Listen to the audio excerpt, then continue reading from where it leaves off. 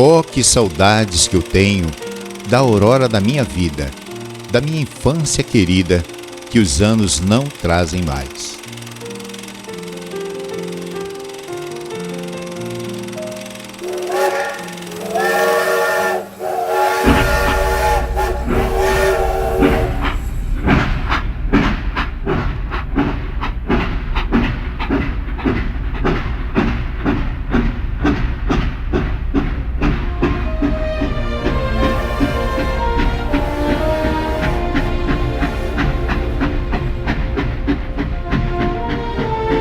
Eu era apenas um menino de 8 anos, como dezenas de outras crianças que aguardavam a passagem do trem.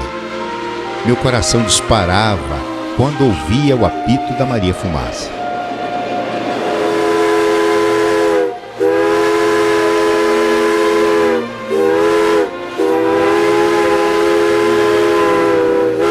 Lá, no campinho de terra batida, eu e os colegas deixávamos a bola de lado e corríamos todos para ver o trem. Daí em diante, as brincadeiras ficaram lado a lado com o perigo. Corríamos atrás da Maria Fumaça, com o intuito de pegar carona. Meu Deus, que perigo! Mas, crianças, sequer imaginávamos dos riscos que nos cercavam. Com a velocidade reduzida, subíamos nos vagões e parávamos alguns metros depois da estação. Assim que o trem parava, a correria era geral. A molecada se espalhava para não levar bronca do maquinista. Ao anoitecer, quando o trem permanecia na estação, brincávamos de esconde-esconde pelos vagões. Subíamos nos sacos de arroz, feijão e café. O cheiro de toda a mercadoria parece vir à tona, junto às minhas lembranças. Lembranças da minha infância. Lembranças da estação Leopoldina. Dos meus tempos de menino, que os anos não trazem mais. A construção das estradas de ferro na região surge no final do século XIX. Quase todas as cidades eram pequenos vilarejos que foram cortados pelos trilhos das ferrovias ou nasceram ao redor das estações ferroviárias da Estrada de Ferro Leopoldina, que operou por cerca de 70 anos as duas linhas que cruzaram a região, possibilitando aos fazendeiros escoar café, principal produto agrícola da época, dentre outras mercadorias. A construção do trecho da ferrovia que passava pelos municípios de Cardoso Moreira, Italva, Itaperuna, Natividade e Porciúncula tiveram início por volta de 1878, pelo fazendeiro comendador José Cardoso Moreira, proprietário da fazenda Porto Alegre, localizada onde atualmente fica a cidade de Itaperuna.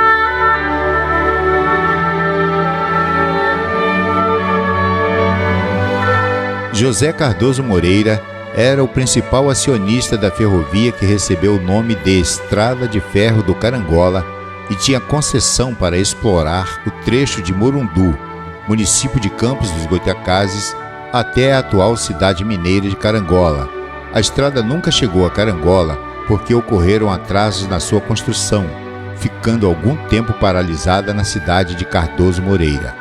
O tempo perdido foi suficiente para outra companhia, a Companhia Estrada de Ferro Leopoldina, que tinha pretensão de levar seus trilhos que vinha de Porto Novo do Cunha, próximo a Além Paraíba, até Manhuaçu, passando por Carangola, chegando primeiro a Porciúncula, cruzando o caminho da Estrada de Ferro Carangola. Houve, na época, uma grande disputa. Sabendo dos planos da Companhia Estrada de Ferro do Carangola, o comendador decidiu, a partir de Itaperuna, rumar seus trilhos em direção a Muriaé. Mas, ao chegar em Patrocínio do Muriaé, a Companhia Estrada de Ferro Leopoldina já havia passado à frente rumo a Carangola.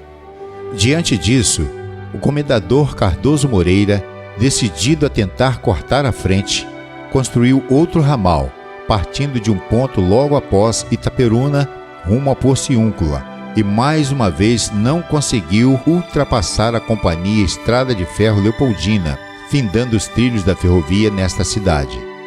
Alguns anos após a conclusão da construção da Estrada de Ferro do Carangola, esta foi incorporada pela Companhia Estrada de Ferro Leopoldina. Outro percurso construído no noroeste foi a linha Campos-Miracema. Construído no final do século XIX, percorre os atuais municípios de Cambuci, Aperibé e Santo Antônio de Pádua. A compra de várias linhas a preços absurdos, a multiplicidade de bitolas, distância entre os trilhos e a má administração levaram a Companhia Estrada de Ferro Leopoldina à liquidação em 1897. No ano seguinte, nova empresa foi organizada em Londres, The Leopoldina Railway, para assumir os mais de 2.100 quilômetros de linhas já incorporadas à ferrovia. A Leopoldina Railway operou as estradas de ferro do noroeste fluminense por cerca de 70 anos, 1898 até a década de 70. A decadência da ferrovia está ligada diretamente à decadência econômica do norte e noroeste fluminense, com o fim das lavouras de café na região e o início do ciclo do café e da cana-de-açúcar em São Paulo. Meu nome é Wilson Salgado, trabalhei na fábrica na Rede Ferroviária Federal em Mimoso do Sul, na época de Jean Goulart. Estou aqui em frente à estação de Cardoso Moreira, onde eu tenho muita recordação, sinto muita saudade dos tempos que eu era garoto e passei por aqui, onde eu vinha trazer almoço para o meu pai na hora que ele ia para o trabalho. Eu tenho muita saudade dessa época, quando a gente chegava aqui na estação 7 horas da manhã, 7h30, para ver o expresso passar. Muita gente amiga, pessoas que não conhecia Cardoso Moreira, que ficava até olhando assim, a gente ficava até meio abismado com tudo que a gente via. Era uns carregando galinhas, engadados de galinhas, engadados, ovos para levar para a cidade, campos. E a gente tem saudade dessa época, eu tenho saudade. E era o jornaleiro, a gente pegando jornal para levar ali para o jornaleiro. E a gente tem saudade, era um amigo que vinha na Praça Tiradentes, que vinha vender aqui seus quitutes, aqui na estação, e o pessoal adorava. Aqui era uma festa na hora que o expresso passava aqui de manhã. É tempo que nunca mais vai voltar. Tem muita gente que tinha vontade de conhecer aquele tempo, mas não tem. Eu tive o prazer, o privilégio de conhecer essa época ainda. Meu nome é Rita de Cássia Andrade, sou professora e morei na estação ferroviária de Cardoso Moreira. Meu pai era agente de estação. Vim para cá com 8 anos de idade e saímos aqui aos 18 por, na época, muita dificuldade em trabalho e condução para estudar. E meu pai preferiu pedir transferência para um lugar melhor, maior, para que eu e meu irmão pudéssemos estudar e trabalhar. Por isso nós deixamos Cardoso, mas logo assim que eu pude eu retornei.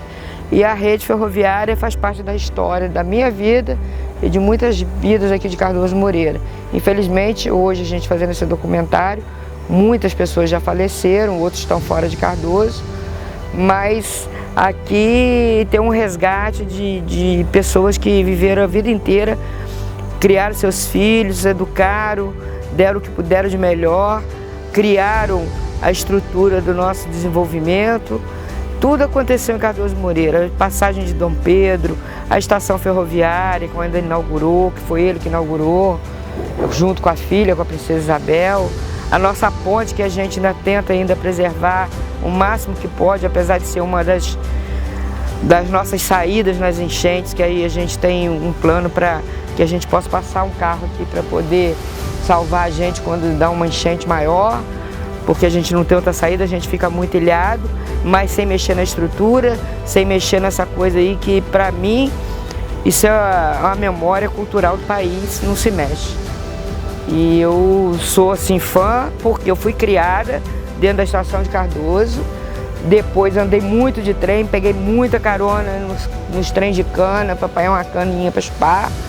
Então, a história da rede, na verdade, ela tem que ser mais do que preservada, porque vai chegar um ponto que muitas pessoas não vão mais conhecer isso. E se isso não existir mais, Você só vai provar, sim, através de vídeo e fotografia.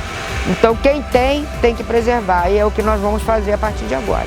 Se Deus quiser, em 2017, a gente vai começar a fazer os tombamentos desses imóveis no município, depois pedir o Estado e depois ao governo federal, para que ninguém possa mais mexer e nem estragar nosso patrimônio, porque isso é um patrimônio cultural que o Brasil tem, que hoje todo mundo preserva. Essa é a minha história.